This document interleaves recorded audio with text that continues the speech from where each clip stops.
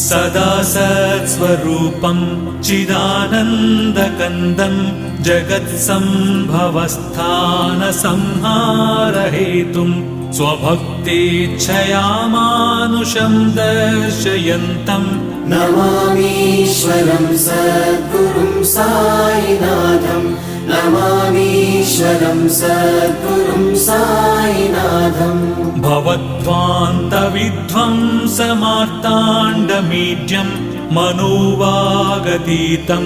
मुनिर्ध्यानगम्यं जगद्व्यापकं निर्मलं निर्गुणं त्वां नमामीश्वरं सद्गुरुं साईनाथं नमामीश्वरं सद्गुरुं साईनाथम् भवाम्बोधिमग्नार्दितानां जनानां स्वपादाश्रितानां